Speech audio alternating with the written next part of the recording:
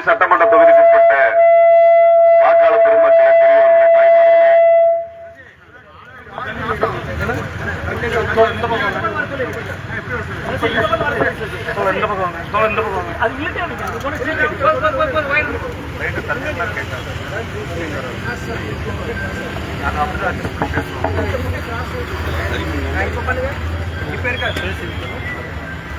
அன்பான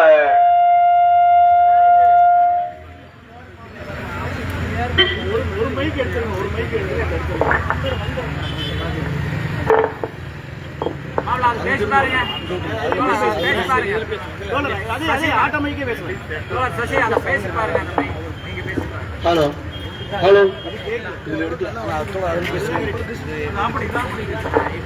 ஹலோ அன்பார்ந்த பெரியோர்களே, தாய்மார்களே, நண்பர்களே, தோழர்களே,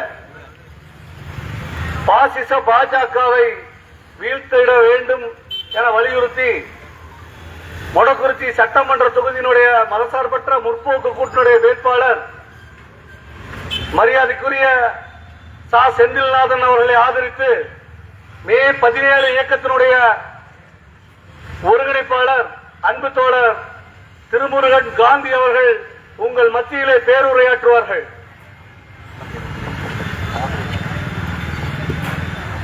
அன்பான மொடக்குறிச்சி சட்டமன்ற தொகுதிக்குட்பட்ட வாக்காளர் பெருமக்களே, பெரியோர்களே, தாய்மார்களே, 2026 தேர்தல்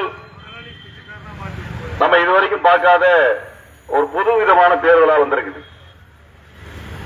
இதுவரைக்கும் தமிழ்நாடு எதிர்கொள்ளாத ஒரு வித்தியாசமான தேர்தலாக இந்த சட்டமன்ற தேர்தல் வந்திருக்குது.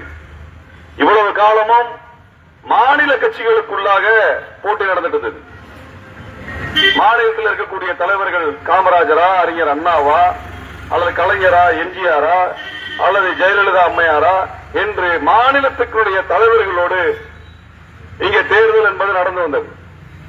இப்ப மாநிலத்துக்கு என்ன நல்லது பண்ணுவான்னு போட்டி போட்டு ஒவ்வொன்று சொல்லுவாங்க. அப்ப தமிழ்நாடு போட்டி போட்டு இந்த கட்சிகளினுடைய செயல்பாட்டினால நம்ம வளர்ந்து வந்தோம். ஆனா 26 தேர்தல் அப்படிப்பட்ட தேர்தல் இல்லை. இது தமிழ்நாடு கட்சிக்கும் மாநில கட்சிக்கும் வடநாட்டானுடைய கட்சிக்கும் நடக்கக்கூடிய தேர்தலாக தேர்தல் வந்திருக்குது. இதுவரைக்கும் தமிழ்நாட்டை பற்றி கவலைப்படாது, தமிழ்நாட்டுக்கு கெட்டதை மட்டுமே செய்யக்கூடிய பிஜேபிக்கும், தமிழ்நாட்டுக்காக போராடக்கூடிய, தமிழர்களுக்காக போராடக்கூடிய நம்ம ஊர் போராளிகளுக்குமான ஒரு போராட்டமாக வந்திருக்குது. அப்ப மொடக்குறிச்சி வாழ் மக்கள் போராளிகளோடு நிற்க போகிறீர்களா, அல்லது தமிழ்நாட்டை வஞ்சிக்கக்கூடிய பாஜகவோடு நிற்க போகிறீர்களா என்று வரலாறு உங்க இடத்துல கேட்கிறது. இன்னைக்கு வரலாறுல மிக முக்கியமான இடத்துல நிற்கிறோம். நீங்க தமிழ்நாட்டை ஆதரிக்க போறீங்களா அல்லது டெல்லியை ஆதரிக்க போகிறீர்களா என்ற கேள்விதான் இந்த தேர்தலுடைய கேள்வி. நரேந்திர மோடி சொல்றார், தமிழ்நாட்டை நாங்கள் கைப்பற்றுவோம் என்று சொல்லுகிறார். அவருடைய பாஜக கட்சி இங்கு தேர்தல் நிற்கிறது. நான் நரேந்திர மோடியை பார்த்து மட்டும் கேட்கவில்லை, இந்த தொகுதியினுடைய சட்டமன்ற உறுப்பினராக போட்டி போடக்கூடிய பாஜகவின் வேட்பாளரை பார்த்து கேட்கின்றேன். தமிழ்நாட்டை கைப்பற்றுவது என்று நரேந்திர மோடி சொல்லுகிறாரு. அப்படி கைப்பற்றுவதற்கு தமிழ்நாடு என்ன, பாகிஸ்தானா அல்லது பங்களாதேஷா? உங்க நாட்டுக்குள்ள இருக்கக்கூடிய ஒரு மாநிலத்தை நான் கைப்பற்றுவேன் என்று சொல்லக்கூடிய வகையில் தமிழ்நாட்டை எதிரியாக பார்க்கக்கூடிய இந்த பிஜேபிக்கு உங்களது ஓட்டு என்று கேட்பதற்காக நான் சென்னையிலிருந்து வந்திருக்கின்றேன். தமிழ்நாடு முழுவதும் நாங்கள் பிரச்சாரம் செய்கிறோம். இந்த கேடுகட்ட பாரதிய ஜனதா கட்சி, இந்த தீய சக்தி இந்தியா முழுவதும் அனைத்து மாநிலங்களையும் நாசப்படுத்திவிட்டு தமிழ்நாட்டுக்கு வந்திருக்கிறார்கள். மணிப்பூர் பற்றி எரிந்து கொண்டிருக்கிறது, ஒரிசாவிலே கலவரங்கள் நடக்கிறது, டெல்லியிலே பெண்கள் வீதியிலே தனியாக செல்ல இயலவில்லை, உத்தரப்பிரதேசத்திலே வீடுகள் இடிக்கப்படுகின்றன. ஆக வட இந்தியா முழுவதும் கலவரம் செய்த ஒரு கூட்டம் வரலாற்று சிறப்புமிக்க மொடக்குறிச்சியிலே தேர்தலில் போட்டியிடுகிறது என்றால் அந்த கட்சிக்கு நாம் ஒரு எச்சரிக்கை கொடுக்கக்கூடிய வகையில் இந்த தேர்தலில் பாடம் கற்பிக்க வேண்டும், ஒரு பாடம் கற்பிக்கணும். நான் உங்களை பார்த்து கேட்கிறேன், போன தேர்தலில் இங்க பாஜக ஜெயிச்சது, ஒரு சட்டமன்ற உறுப்பினரை அனுப்புனீங்க. தமிழ்நாடு அதிர்ச்சியாச்சு. என்னடா முளக்குறிச்சி போராளிகள் மண்ணாச்சு, அந்த மண்ணிலிருந்து தமிழ்நாட்டுக்கு துரோகம் செய்யக்கூடிய பிஜேபியில ஒருத்தர் அனுப்பியிருக்கிறாங்களே என்கிற கவலை எனக்கு இருந்தது. நான் உங்ககிட்ட ஒரு நியாயம் கேட்க வந்திருக்கிறேன். நீங்க ஒரு வேட்பாளர் தேர்ந்தெடுத்து அனுப்புனீங்களே, அந்த அம்மா 5 வருஷம் சட்டசபையில் ஏதாவது பேசா? 5 வருஷம் உங்க ஊர் பிரச்சனையை பத்தி ஏதாவது பேசா? தமிழ்நாட்டு பிரச்சனை குறித்து ஏதாவது பேசா? தமிழ்நாட்டுக்கான நம்ம பிள்ளைங்க படிக்கக்கூடிய பள்ளிக்கூடத்துக்கான நிதியை மோடி நிறுத்தி வச்சிருக்காரு, அந்த மோடியை கேள்வி கேட்டுச்சா? நம்ம பிள்ளைங்களுக்கு பாட புத்தகத்தை அச்சடிக்க முடியலையே, நம்ம பள்ளிக்கூடத்துக்கு டீச்சருக்கு சம்பளம் தர முடியலையே, அந்த நிதியெல்லாம் நிறுத்தி வச்சிருக்காரு நரேந்திர மோடி. அதை எதிர்த்து கேள்வி கேட்டாங்களா? ஏன் இப்படி பண்றீங்கன்னு கேட்டாங்களா? அவங்க கட்சி தலைவரை பார்த்து கேட்டாங்களா? ஒரு அறிக்கை விட்டாங்களா? ஒரு பத்திரிகை பேட்டி கொடுத்திருப்பாங்களா? எதுவுமே செய்யலையே. அப்படிப்பட்ட ஒரு அம்மாவை எதுக்கு தேர்ந்தெடுத்தீங்க? எதுக்கு தேர்ந்தெடுத்தீங்க? அது நமக்கு மகிழ்ச்சியான விஷயமா? மகிழ்ச்சியான விஷயமா? இதோ இந்த மண்ணில தீரன் சின்னமலையினுடைய சிலை இருக்கிறது. இன்றைக்கு அவருக்கு 270வது அகவை நாள், பிறந்த நாள். அவருக்கு மாலை போடுவது பெருமையாக பார்க்கின்றேன். ஏன்னா தீரன் சின்னமலை ஒரு மாபெரும் வீரன், வெள்ளையரை நடுநடுங்க வைத்த வீரன், பெருவீரன். வெள்ளையர்களை தோற்கடிக்க முடியாத வகையில் போர் புரிந்த ஒரு பெருவீரன் தீரன் சின்னமலை. ஜாதி பார்க்கவில்லை, மதம் பார்க்கவில்லை. அதனால தான் வெள்ளைக்காரனை எதிர்த்து ஜெயிக்க முடிஞ்சது. அதனாலதான் ஜெயிக்க முடிஞ்சது. திப்பு சுல்தானுக்காக படை கண்டவர் தீரன் சின்னமலை. இன்றைக்கு என்ன சொல்றான் பிஜேபி கார? முஸ்லீம்கள் எதிரிங்களா? முஸ்லீம்கள் எதிரினா தீரன் சின்னமலையோட தோளோட தோல் நின்று போர் புரிந்த முஸ்லீம் படை வீரர்களை, தளபதிகளை என்னன்னு சொல்லுவ? தீரன் சின்னமலைக்கு தெரியாதா இங்க இருக்க பிஜேபி காரனுக்கு தெரிஞ்சது? தீரன் சின்னமலைக்கு தெரியாத அந்த மண்ணை காப்பதற்காக முஸ்லீம்கள் உயிர் கொடுத்தார்கள். அதை பற்றி தீரன் சின்னமலைக்கு தெரிந்ததை விடவா இங்க இருக்க ஆர்எஸ்எஸ் காரனுக்கு தெரியுது, இங்க இருக்க பிஜேபி காரனுக்கு தெரியும். அன்பானவர்கள், உங்களுக்கு ஒரு வரலாறை சொல்வதற்காக வந்திருக்கின்றேன். இதுவரை வெளியில சொல்லப்படாத வரலாறு, இதுவரை தமிழகம் அறியாத வரலாறு, தமிழ்நாடு தெரிந்து கொள்ளாத வரலாறு, தமிழர்கள் மறந்து போன வரலாறு, நீங்கள் மறந்த வரலாறு. மருதுபாண்டியர்களும் தீரன் சின்னமலையும் விருப்பாட்சி கோபால நாயக்கரும் சேர்ந்து கோவை நகரத்தை கைப்பற்ற வேண்டும் என்று போர் திட்டம் வகுத்தார்கள். போர் புரிய வேண்டும் என்று திட்டம் வகுத்தார்கள். கோவை நகரத்தை கைப்பற்றினால் வெள்ளையனை வெளியேற்றிவிட முடியும் என்று அவர்கள் ஒரு திட்டம் வகுத்தார்கள். அந்த படையெடுப்பிற்கு தலைமை தாங்கியவர் தீரன் சின்னமலை. தீரன் சின்னமலை தான் அந்த படையெடுப்புக்கு தலைமை தாங்கினார். கோயம்புத்தூரை தாக்குவதற்கான அந்த படைக்கு தலைமை தாங்கியவர் தீரன் சின்னமலை. அந்த தீரன் சின்னமலைக்கு உதவியாக படை வீரர்களாக, தளபதிகளாக இருந்தவர் யார் என்று பார்த்தால் திப்பு சுல்தானுடைய படையில இருந்தவர்கள். திப்பு சுல்தான் படையில இருந்த கனிஷா கான், ரோடுல்லா கான், முகமது ஹாசம் என்கின்ற தளபதிகள் தான் திப்பு சுல்தானோடு படை கண்டார்கள். ஆனா நீ பிஜேபி கார ஊருக்குள்ள வந்து என்ன சொல்றா? முஸ்லீம் எல்லாம் எதிரின்னு சொல்லுவா. நம்ம தலையாட்ட முடியுமா? அப்படிப்பட்ட ஒரு போர் அன்னைக்கு ரோடுல்லா கான், புத்தே முகமது ஹாசம், கனிஷா கான் என்கின்ற தளபதிகளோடு தீரன் சின்னமலை கோயம்புத்தூர் மீதான போரை நடத்தினார். தாராபுரத்திலிருந்து ஒரு தளபதி, அதே போல காங்கேயத்திலிருந்து ஒரு தளபதி, சத்தியமங்கலத்திலிருந்து முகமது ஹாசம் என்கின்ற தளபதி, இப்படி எல்லா இடங்களிலும் இருந்த தளபதிகள் அங்கே கோயம்புத்தூர் நோக்கி தாக்குதல் நடத்த சென்றார்கள். அன்னைக்கு ஆயுதத்தை எடுத்துட்டு போக உள்ள வெள்ளக்காரன் எல்லா இடத்திலும் உளவாளிகளை வைத்திருந்தார்கள். போரை நடத்துவதற்கு ஆயுதத்தை கொண்டு போக வழி இல்லாமல் இருந்தார்கள் நம்ம தீரன் சின்னமலையினுடைய படை வீரர்கள். அந்த தீரன் சின்னமலையினுடைய படையினருக்கு ஆயுதங்களை கொண்டு போய் மறைத்து வைத்து கொடுத்தவர்கள் முஸ்லிம்களும் அவர்களது மசூதிகளும். தாராபுரத்தில் இருந்து கோயம்புத்தூர் வரை இருக்கக்கூடிய மசூதிகள் தான் தீரன் சின்னமலைக்கான ஆயுதங்களை பாதுகாத்து கொடுத்தாங்க. அவங்க எல்லாம் சோறு போட்டாங்க. அந்த பள்ளிவாசலில் பதுங்கி இருந்துதான் இங்கே தீரன் சின்னமலையுடைய படை வீரர்கள் கோயம்புத்தூர் நோக்கி போனார்கள். அது முஸ்லிம்களும் தமிழர்களும் ஒன்று சேர்ந்து அன்றைக்கு போர் நடத்தினாங்க. இதெல்லாம் சொல்லாம முஸ்லீம்களை எல்லாம் எதிரியா மாத்திர, முஸ்லீம்கள் எல்லாம் எதிரியாக்க ஆக்கக்கூடிய RSS கும்பல் இங்க ஊருக்குள்ள இறங்கி இருக்குது. நான் அவனை கேட்கிறேன், நீங்க எல்லாம் யோக்கியனா இருந்தா நாங்க இங்க மேடை போடுறோம்டா, நீ வா, வரலாறு பேசுவோம், வா, வரலாறு பேசுவோம், வா. இந்த தீரன் சின்னமலை உயிரோடு இருந்து போர் புரிந்தார். மருதுபாண்டில் இருந்ததற்கு பிறகு, வீரபாண்டி கட்டபொம்மன் கொல்லப்பட்டதற்கு பிறகு, விருப்பாச்சி கோபால நாயக்கர் தூக்கிலேற்றியதற்கு பிறகும் தீரன் சின்னமலையை அவர்களால் பிடிக்க முடியவில்லை, போர் புரிந்தார். அப்படி போர் புரிந்ததற்கு காரணம் அவரது உயிரை ஒரு முஸ்லிம், ஒரு இஸ்லாமியர் காப்பாற்றினார். சத்தியமங்கலத்தில் போர் புரிந்த முகமது ஆசம் என்கின்ற தளபதி, ஒரு பெரிய தளபதி, பெரிய வீரன். அந்த முகமது ஆசம் என்கின்ற தளபதி தீரன் சின்னமலைக்காக சத்தியமங்கலத்திலிருந்து கோவையை நோக்கி போர் புரிகிறார். அவரை சுற்றி வளைத்து தாக்குகிறார்கள். அவர் தீரன் சின்னமலையை பாதுகாக்க வேண்டும் என்பதற்காக, தீரன் சின்னமலையை அவர்கள் பிடித்துவிடக் கூடாது என்பதற்காக போக்கு காட்டுகிறார். காடுகளுக்குள் செல்லுகிறார். அப்படி காடுகளுக்குள் பின்வாங்கி செல்லக்கூடிய அந்த முகமது ஆசத்தை வெள்ளைக்காரர் சுற்றி வளைக்கின்றார். சுற்றி வளைத்து முகமது ஆசத்தை சுற்றி வளைத்து பிடிக்கிறார்கள். முகமது ஆசத்திலே தீரன் சின்னமலையினுடைய கடிதங்கள் இருக்கின்றன. அவர் இருக்கக்கூடிய இருப்பிடம் முகமது ஆசத்துக்கு நன்றாக தெரியும். ஒருவேளை வெள்ளைக்காரன் நம்மை எல்லாம் பிடித்து தன்னை சித்திரவதை செய்து தீரன் சின்னமலையினுடைய இடத்தை காட்டிக்கொடு என்று சொல்லி நம்மை சித்திரவதை செய்து நம்ம வாயிலிருந்து ஒருவேளை உண்மை வந்துவிட்டால் என்ன செய்வது? இப்பேற்பட்ட ஒரு போராளியை நான் பாதுகாக்க வேண்டுமே, அவர் உயிரை பாதுகாக்க வேண்டுமே, வெள்ளைக்காரனை எதிர்த்து போர் புரிய ஒரு தலைவன் வேண்டுமே என்று சொல்லி முகமது ஆசம் என்ன பண்ணார் தெரியுமா? பெரிய படை தளபதி என்ன பண்ணார் தெரியுமா? தன்னுடைய கழுத்தை அறுத்துக் கொண்டு இறந்து போனார். கழுத்தை அறுத்துக் கொண்டு அந்த முகமது ஆசம் அன்றைக்கு தன்னை தற்கொலை செய்து கொண்ட காரணத்தினால்தான் தீரன் சின்னமலையை வெள்ளைக்காரன் பிடிக்க முடியல. இல்லனா தீரன் சின்னமலை அன்றைக்கே பிடித்திருப்பார்கள்.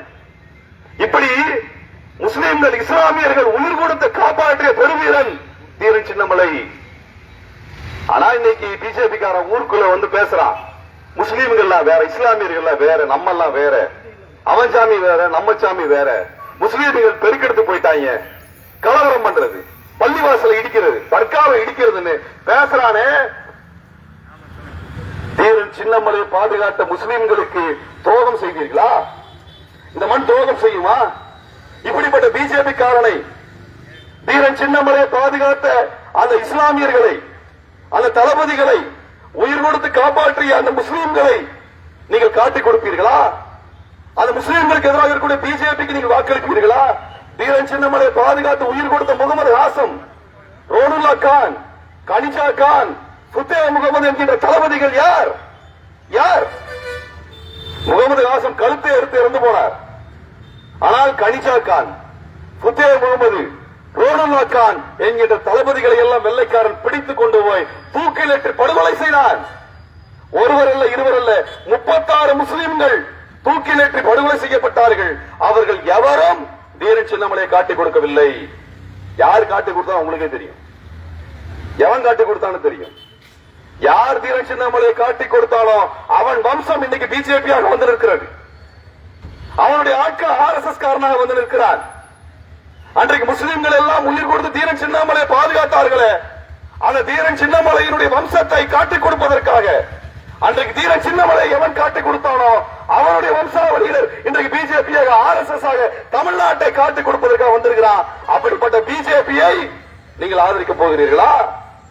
அப்படிப்பட்ட பிஜேபிக்கு ஓட்டு போட்டு நீங்க சட்டசபைக்கு அனுப்புவீர்களா? இந்த பிஜேபி அன்றைக்கு தமிழர்களை காட்டிக் கொடுத்த அதே கூட்டத்தோடு கைகோர்த்து நிற்கிறது. இந்த வரலாறு யாரும் மறுக்க முடியுமா? இது வரலாறு யாரும் மறுக்க முடியுமா? அது தமிழ்நாட்டை பாதுகாக்கக்கூடிய தலைவர்களை எல்லாம் பிஜேபி கொச்சைப்படுத்துகிறது, அசிங்கப்படுத்துகிறது, அவமானப்படுத்துகிறது. இப்படிப்பட்ட ஒரு வரலாறு சிறப்புமிக்க நாளில் இன்றைக்கு நான் இங்கே உங்களிடத்தில் பேசுவதில் பெருமை கொள்கின்றேன், மகிழ்ச்சி கொள்கின்றேன். இந்த வரலாறு உங்களிடத்தில் சொல்றதுல எனக்கு பெருமையாக இருக்கிறது, மகிழ்ச்சியாக இருக்கிறது. ஏனென்றால் வரலாறை சொன்னால் தானே நம்ம யாரை நம்புவது, யாரை எதிர்ப்பது என்பது முடிவாகும். அது பெரியவர்களே, தாய்மார்களே, இந்த வரலாறு தயவு செய்து ஊரெல்லாம் போய் பேசுங்க. தீரன் சின்னமலைக்கு நம்ம கொடி பிடிச்சா பத்தாது. அவர் என்ன தியாகம் செய்தார்? அவரோடு நின்று யார் போராடினார்கள்? பொல்லான் போராடினார். பொல்லான் உயிர் கொடுத்தார் தீரன் சின்னமலைக்கு. தீரன் சின்னமலை ஜாதி மதம் பார்க்கவில்லை. ஆனா பிஜேபி காரன் ஜாதியா பார்க்கிறான், மதமா பார்க்கிறான். ஜாதியாவும் மதமாவும் பார்த்து இந்த மண்ணை அந்நியனுக்கு காட்டி கொடுக்கிறான். இப்படிப்பட்ட ஒரு பிஜேபியை தோற்கடிக்க வேண்டிய பொறுப்பு நமக்கு இருக்குதா இல்லையா? இருக்குதா இல்லையா? இப்பேற்பட்ட இந்த மண்ணிலே நின்று நான் பேசுகின்றேன். தமிழ்நாட்டை காப்பதற்காக போர் புரிந்து உயிர் கொடுத்த இந்த மண்ணில் நின்று நான் பேசுகின்றேன். இந்த பாரதிய ஜனதா கட்சி என்பது யார்? பிஜேபிங்கிறது யாருங்க? தமிழ்நாட்டுக்கும் பிஜேபிக்கு என்ன சம்பந்தம்? தமிழ்நாட்டுக்கும் இந்த தாமரை கூட்டத்துக்கும் என்ன சம்பந்தம்? தமிழ்நாட்டுக்கு நல்லது ஏதாவது செஞ்சானா? ஏதாவது ஒரு நல்ல விஷயம் செஞ்சானா சொல்ல சொல்லுங்க பாப்போம். பிஜேபி காரன நரேந்திர மோடி சொல்ல சொல்லுங்க, நயினார் நாகேந்திரனை சொல்ல சொல்லுங்க, இல்ல அண்ணாமலையா சொல்ல சொல்லுங்க. நீங்க எல்லாம் ஒரு விஷயத்தை கவனிச்சு பார்த்திருப்பீங்க. அண்ணாமலை பெரிய தலைவர் மாதிரி பேசிட்டே இருக்கிறார். எல்லா இடத்துல எல்லாம் போறான், கூட்டம் போறான், பிசில் அடிக்கிறான், எல்லாம் பண்றான். அண்ணாமலை கடந்த 5 வருஷத்துல தமிழ்நாட்டுக்காக நடத்த ஒரு போராட்டத்தை சொல்லுங்க பாப்போம். பெரிய வீரன் தானே, ஐபிஎஸ் அதிகாரி தானே. தமிழ்நாட்டுக்காக போராட்டம் நடத்திய அண்ணாமலையினோட ஒரே ஒரு போராட்டத்தை காமிங்க பாப்போம். ஏதோ ஒரு போராட்டம் பண்ணிருப்பாரா? அதுக்கு துணிச்சல் இருக்கு அண்ணாமலைக்கு? இருந்தா தானே ஏதோ ஒரு போராட்டத்துக்கு கூப்பிட்டாங்க, இவரும் போயிருக்காப்ல. அங்க கைது பண்றான்னு சொன்ன உடனே ஆட்டோ பிடிச்சி தப்பிச்சு ஓடிட்டாப்ல. கைது பண்ணா கொண்டு போய் மண்டபத்தில் வச்சு சாப்பாடு போட்டு சாயந்தரம் விட போறான். அதுக்கு பயந்துட்டு ஆட்டோ பிடிச்சி ஓடி போனதான் அண்ணாமலையோட வரலாறு. இந்த அண்ணாமலை வீரன் நினைச்சிட்டு இருக்காங்க. தமிழ்நாட்டினுடைய நலனுக்காக ஒரு போராட்டத்தை கூட செய்யாத அண்ணாமலையை இன்னைக்கு பிஜேபி காரங்க தூக்கி நிறுத்திட்டு இருக்கிறாங்க. அவர் என்ன செய்வாரு? காலையில எந்திரிச்சு பல்லு விளக்கிறதுக்கு முன்னாடி பத்திரிகையாளர் சந்திப்பாரு. பல்லு விளக்கிட்டு அப்புறம் பிரஸ் மீட் வைப்பாரு. சாப்பிட்டுட்டு ஒரு பிரஸ் மீட், விமான நிலையத்தில் ஏறதுக்கு முன்னாடி ஒரு பிரஸ் மீட், இறங்கின ஒரு பிரஸ் மீட், கல்யாண மண்டபத்தில் போறதுக்கு ஒரு பிரஸ் மீட், வெளியே வந்து ஒரு பிரஸ் மீட். பத்திரிகையாளரை சந்திச்சதை தவிர அண்ணாமலை பண்ண ஒரு நல்ல காரியத்தை சொல்லுங்க பாப்போம். ஏதாவது ஒன்றை சொல்லுங்க பாப்போம். வெறும் பத்திரிகையாளர் இல்ல, நாள் முழுக்க டிவியை போட்டா அவர் மூஞ்சி தெரியணும், வேற ஒன்றும் கிடையாது. அண்ணாமலை வேற சரக்கு இல்ல. நான் உட்கார்ந்து ஏதாவது அண்ணாமலை யாராவது ஒருத்தரோட விவாதம் பண்ணியிருக்காரா? தொலைக்காட்சியில் ஒரு விவாதம் செய்வதற்கு அண்ணாமலைக்கு துணிச்சல் இருக்கிறதா? அவன் கட்சி தலைவருக்கு இருந்தா தானே அவருக்கு இருக்கும். மோடிக்கே இல்லைங்கிறப்ப அண்ணாமலைக்கு எங்க இருக்க போகுது?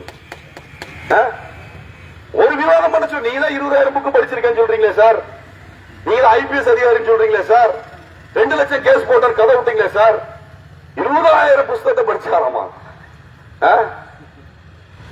யார் காதல பூசுட்டு இருக்கிறீங்க? அண்ணாமலை சார் வாங்க, இங்க மேடை போடுவோம், பேசுவோம். நீங்க என்னெல்லாம் பேசணும்? ஏன்னா பத்திரிகையாளர் பேச கேள்வி வைக்க மாட்டாங்க. பத்திரிகையாளர் சொல்றது எல்லாம் வீடியோ எடுத்துட்டே இருப்பாங்க. இது நம்மளுக்கு இந்த யூடியூப்ல எல்லாம் பாத்தீங்கன்னா வீலாகுன்னு ஒண்ணு வச்சிருப்பான்.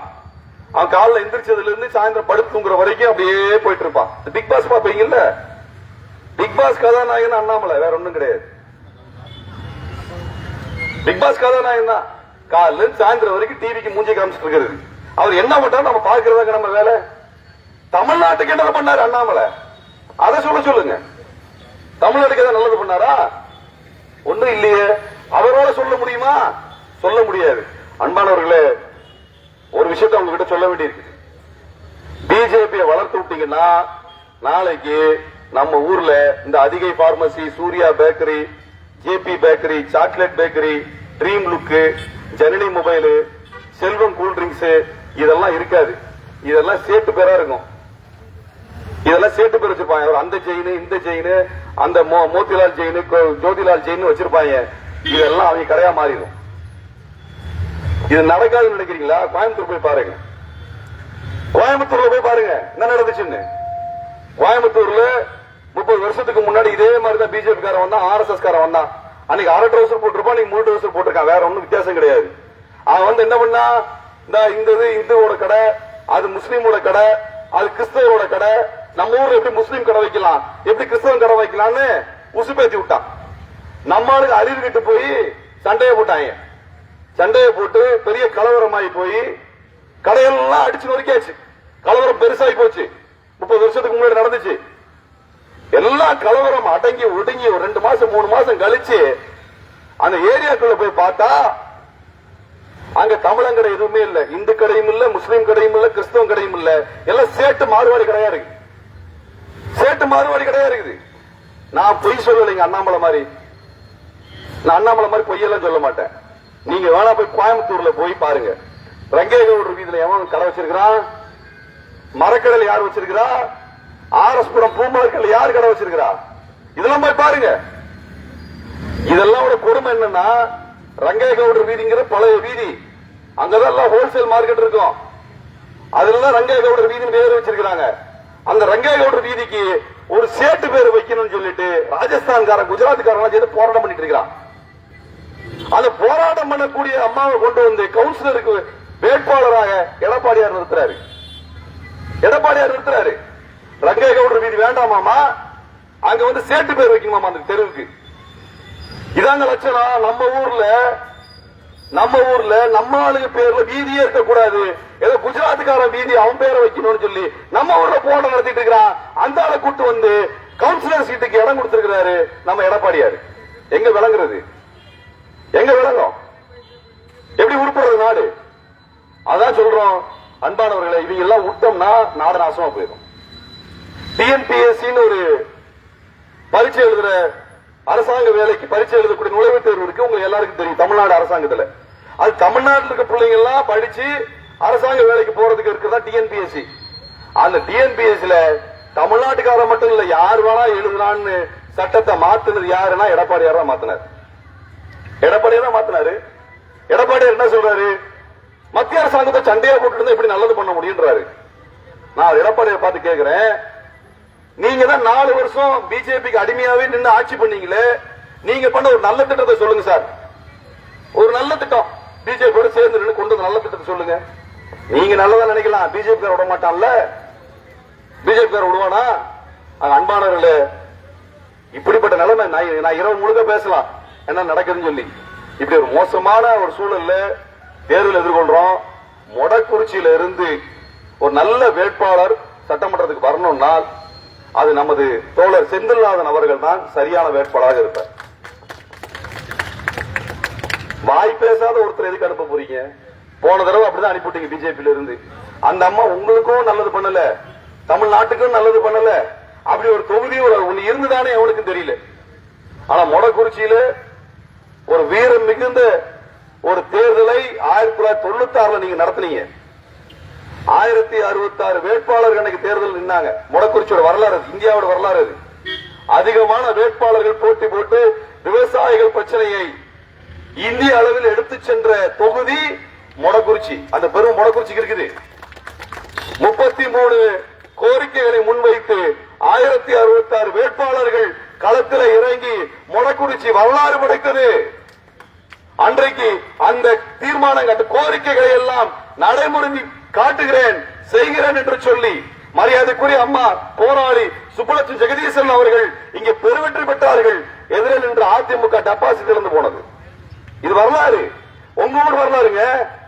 இப்படிப்பட்ட ஊர்ல இருந்து வாயவே திறந்து பேசாத ஒரு பிஜேபி காரர்கள் உடனே அனுப்பியிருக்கீங்களே, நியாயமா? அது சுப்புலட்சுமி ஜெகதீசனை போன்ற ஒரு போராளியை அனுப்பிய இந்த மண் வெறும் மண்ணாக இருக்கக்கூடிய ஒருத்தர் கூட சட்டசபைக்கு அனுப்பியிருக்கீங்களே, இது நியாயமா? அது இந்த ஊருக்கு அடுக்குமா?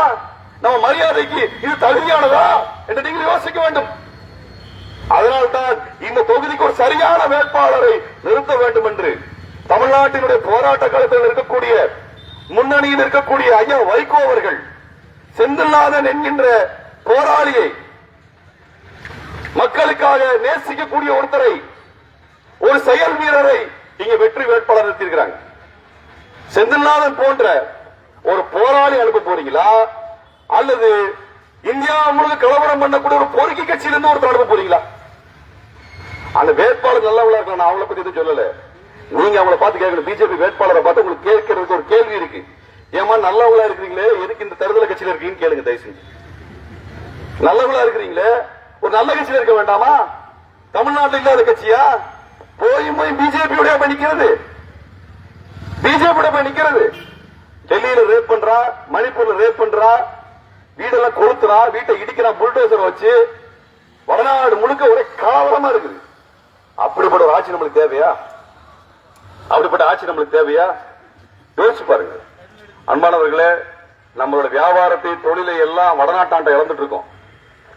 இந்த ஊர் மஞ்சளுக்கு புகழ் பெற்றது இல்லையா? மஞ்சளுக்கு மார்க்கெட்டுக்கு கொங்கு மண்டலம் புகழ் பெற்றது.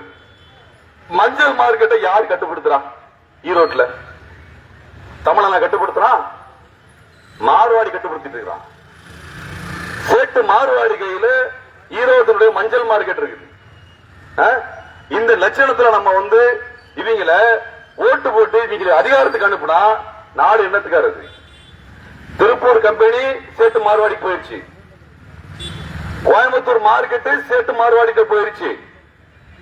தங்கம் பிசினஸ் சேட்டு மார்வாடிக்கு போயிருச்சு. மஞ்சள் பிசினஸ் சேட்டு மார்வாடி கையில் இருக்கு. பருத்தி மார்க்கெட்டு சேட்டு மார்வாடி கையில் இருக்கு. நூல் மார்க்கெட்டு சேட்டு மார்வாடி கையில் இருக்கு. எத்தனை தாங்க எழுதி கொடுப்பீங்க? கடைசியில் தொகுதி எழுதி கொடுக்க போறீங்களா? தொகுதி எழுதி கொடுக்க போறீங்களா? நீங்க நல்லா யோசிங்க. இந்த தேர்தலில் தமிழ்நாட்டை, தமிழர்களையும், தமிழ் மண்ணையும் பாதுகாக்கக்கூடிய செந்தில்நாதன் அவர்கள் உதயசூரியன் சின்னத்தில் வெற்றி பெற்று நீங்க சட்டசபைக்கு அனுப்பணுங்கிற மறந்துடாதீங்க. உங்களுக்கு ஒரு கடமை இருக்குது. இது சாதாரண தேர்தல் அல்ல, இது சண்டை. வடநாட்டுக்கு நம்மளுக்கு நடக்கிற சண்டை. இந்த சண்டையில தமிழ்நாட்டுக்கும் தமிழர்களுக்குமாக யோசிக்கக்கூடிய, போராடக்கூடியவர்களை நீங்க சட்டசபைக்கு அனுப்பணும். மதிமுகவினுடைய பாராளுமன்ற உறுப்பினர் மறைந்த கணேசமூர்த்தி அவர்களை நீங்கள் மறக்க முடியுமா? அவர் இல்லைன்னா இங்க கையில் பைப் லைனை போட்டு நம்ம விவசாய நிலத்தெல்லாம் எடுத்திருப்பானே. அவர் போராட்ட காலத்தில் நின்றவராச்சு. அவர் போராட்ட காலத்தில் நின்ற ஒரு போராளி. அவர் வழியில் வந்தவர் இங்க செந்தில்நாதன் வேட்பாளராக இருக்கிறார். நீங்க போராளி அனுப்ப போறீங்களா அல்லது பொம்மை அனுப்ப போறீங்களா? எதை அனுப்ப போறீங்க? அதுதான் உங்களுக்கு வரலாறு கொடுக்கக்கூடிய மரியாதையா இருக்கும். ஒரு பொம்மை அனுப்புனா அது உங்களுக்கும் பயன்படாது, தமிழ்நாட்டுக்கும் பயன்படாது. சேட்டு மார்வாடி கூட்டத்துக்கு குஜராத்துக்காரருக்கு தான் பயன்படுமே ஒழிய நம்மளுக்கு ஒரு பிரயோஜனமும் கிடையாது. அது அன்பானவர்களே, இப்படிப்பட்ட ஒரு சூழலிலே நீங்கள் சிந்தித்து தேர்ந்தெடுத்து சரியான வேட்பாளர் அனுப்ப வேண்டும். அதுக்கு மட்டும் நான் பேச வரல. எனக்கு சொன்னாங்க, நீ கொங்கு மண்டலத்தில் போனீங்கன்னா அங்கெல்லாம் ஆர்எஸ்எஸ் காரன் அதிகமா இருக்காங்க. யார் இந்த ஆர்எஸ்எஸ் காரன்? தமிழ்நாட்டுக்கும் இந்தியாவுக்கும் நல்லது பண்ணவனா? காந்தியை கொலை பண்ண கூட்டம் தானே அவன் தானே அது. அவன் இங்க கட்சி நடத்துறான், சங்கம் நடத்துறான்னா நீங்க திருப்பி கேட்க வேண்டாமா? ஏய், தீரன் சின்னமலையும் முஸ்லீம்களும் ஒன்னா நின்று சண்டைப்பட்ட ஊர்றாது. ரெண்டு பேரும் ஒன்னா சேர்ந்து படை கண்ட ஊர். ரெண்டு பேரும் தோளோடு தோல் தோல் நின்று தோழனாய் போரிட்ட ஊர். பொல்லாடும் தீரன் சின்னமலையும் களம் கண்ட ஊர். எங்க வரலாறு வேற. எங்க வரலாறு வேற. சாவர்கர் மாதிரி வெள்ளக்காரன் சூவ நக்கனவனெல்லாம் இங்க அரசியல் பண்ணக்கூடாதா? கிளம்புறான்னு சொல்லுது. கிளம்பு. நீ எல்லாம் மன்னிப்பு கடை எழுதி கொடுத்தவனுங்க. நீ எல்லாம் மன்னிப்பு கடை எழுதி கொடுத்தவன், மண்டி போட்டவன். நாங்க ஏத்து சண்டை போட்டு உயிரே போனாலும் இந்த மண்ணுக்காக நாங்கள் போராடி சாவோம் என்று செத்த பரம்பரை எங்க பரம்பரை. செத்த பரம்பரை எங்க பரம்பரை. மறுமலர்ச்சி திராவிட முன்னேற்ற கழகத்தின் வரலாறு என்ன? அவருடைய வரலாறு என்ன? ஈழத்திற்காக, விடுதலை புலிகளுக்காக குரல் கொடுத்த ஒரு மாபெரும் இயக்கம். கழுத்தில் சைனடு குப்பையை கட்டிக்கொண்டு, மரணத்தை தோளிலே சுமந்து கொண்டு களம் கண்ட விடுதலை புலிகளுக்காக இயக்கம் கண்ட ஒரு மாபெரும் இயக்கம் தான் மறுமலர்ச்சி திராவிட முன்னேற்ற கழகம். எதற்கும் அஞ்சாமல் இந்த தமிழனுக்கு ஒரு நாடு வேண்டும் என்பதற்காக போரிட்டுக் கொண்டிருந்த விடுதலை புலிகளுக்காக உயிரையும் கொடுப்போம் என்று துணிந்து நின்ற தோழர்கள் தான் மறுமலர்ச்சி திராவிட முன்னேற்ற கழகத்துடைய தோழர்கள். எத்தனை வழக்குகள், எத்தனை அடக்குமுறைகள், என்றைக்கு மண்டியிட்டார்கள்? ஒரு நாளும் மண்டியிடவில்லை. அவர்கள் எதிர்த்து நின்று போர் புரிந்தார்கள், போராட்டம் நடத்தினார்கள். அப்படிப்பட்ட மறுமலர்ச்சி திராவிட முன்னேற்ற கழகத்தினுடைய செந்தில்நாதன் அவர்கள் இங்கே வெற்றி வேட்பாளர் இருக்கிறார். விடுதலை புலிகளின் தோழனாய் என்ற அந்த இயக்கத்தினுடைய தோழன் இங்கே வேட்பாளராக நிற்கிறார். அவரை வெற்றி பெற செய்தால் இந்த மண்ணுக்கு பெருமை, தமிழுக்கு பெருமை, தமிழ்நாட்டுக்கு பெருமை. தமிழீழ விடுதலை புலிகளுக்காகவும் தமிழ்நாட்டின் உரிமைகளுக்காகவும் போராடிய, களம் கண்ட, சிறை சென்ற, வழக்குகளை வாங்கிய மறுமலர்ச்சி திராவிட முன்னேற்ற கழகத்தினுடைய செந்தில்நாதன் அவர்கள் வெற்றி பெற்றே ஆக வேண்டும். அவர் வெற்றி பெற்று சட்டசபைக்கு செல்வதுதான் தமிழ்நாட்டுக்கும் தமிழனுக்கும் பெருமையாக இருக்கும். அதை நீங்க செய்வீர்கள் என்று நான் நம்புகின்றேன். அன்பானவர்களே, அதிமுகவையே பிஜேபியிடமிருந்து காப்பாற்ற முடியாமல் எடப்பாடியார் தடுமாறிக் கொண்டிருக்கிறார். ஆறாக அந்த கட்சியை உடைத்தது பிஜேபி. தன் கட்சியை உடைத்த பிஜேபிக்கு 40 இடங்களை வாரி வழங்கி தன் கட்சியை காப்பாற்ற முடியாத எடப்பாடியார் அவர்களா தமிழ்நாட்டை காப்பாற்ற போறாரு? அவரா தமிழ்நாட்டை காப்பாற்ற போறாரு? நான் சொல்றேன் உங்ககிட்ட, நீங்க அவர் வந்தார் கேள்வி கேளுங்க. எடப்பாடியார் அவர்களே, முதல்ல உங்க கட்சியை காப்பாத்துங்க. உங்க கட்சியிலுக்கு பெரிய தலையெல்லாம் வெளியே போயிருச்சு. எல்லாத்தையும் வெளியே அடிச்சு பத்தி விட்டது யாரு? பிஜேபி. உலகத்திலேயே தனக்கு துரோகம் செய்த ஒருத்தரோடு கூட்டணி வைத்து நட்பு பாராட்டக்கூடிய ஒரே கட்சி அதிமுக தான். தன் கட்சி நாசம் செய்த ஒரு கட்சியோடு நட்பு பாராட்டி அவர்களோடு தொடர்பு வைத்து கூட்டணி வைத்து தேர்தலுக்கு போகக்கூடிய ஒரே கட்சி அதிமுக தான். வேற யாரும் கிடையாது. பாட்டாளி மக்கள் கட்சி கூட்டணி வச்சது அப்பாவையும் பையனையும் பிரிச்சு விட்டாங்க. அதிமுக கூட்டணி வச்சது 6 பிரிச்சு விட்டாங்க. தமிழ்நாடு இப்படிப்பட்ட ஆளுங்களை தேர்ந்தெடுத்தா நாளைக்கு தமிழ்நாட்டு நிலைமை என்ன ஆகுன்னு யோசிச்சு பாருங்க. அதனால இது நம்மளுக்கு ஒரு வரலாற்று கடமை. நீங்க உதயசூரன் சின்னத்திலே செந்தில்நாதன் அவர்களுக்கு வாக்களிப்பது மட்டுமல்ல, நீங்க வாக்களிச்சா பத்தாது, உங்க சொந்தக்காரங்கிட்ட பேசுங்க, ஊர்க்காரங்கிட்ட பேசுங்க, தெருவுல பேசுங்க, கூட வேலை பார்க்கிறவங்கிட்ட பேசுங்க, கூட படிச்சவங்கிட்ட பேசுங்க. இந்த பிஜேபி கார வேணாம் 1000 பொய் பேசுறான். அதெல்லாம் அடுத்த ஒரு கூட்டத்தை போட்டு நான் பேசலான் இருக்கிறேன். 1000 பொய் பேசுவான். நாங்கெல்லாம் இந்துக்களை காப்பாற்றுறோம், நீ எல்லாம் உன்னதி காப்பாற்ற வேணாண்டா, சாமி எங்களை காப்பாற்ற. நாங்க சாமியை காப்பாற்ற வேண்டியது இல்லை. நாங்கெல்லாம் காப்பாற்ற இத்தனை நாள் கோயில் இருக்குது, சாமி இருக்குது, பூஜை இருக்கு, தேர் இருக்குது. அவன் எல்லாம் ஊருக்குள்ள விட்டீங்கன்னா கலவரம் பண்ணிடுவான். அவன் நல்லவே யோசிக்க மாட்டான். அப்படிப்பட்ட சங்கி கூட்டத்தை வளர்த்து விடாதீர்கள். அவர்களை வேரோடு விரட்டி அவனை குஜராத்தை திரும்ப அனுப்பினாதான் தமிழ்நாட்டை காப்பாற்ற முடியும். ஆக அன்பானவர்களே, பண்பானவர்களே, இங்கே உதயசூரன் சின்னத்தில் போட்டியிடுகின்ற தோழர் செந்தில்நாதன் அவர்களை வெற்றி பெற செய்ய வேண்டுமாய் கேட்டுக்கொண்டு விடைபெறுகிறேன். நன்றி, வணக்கம்.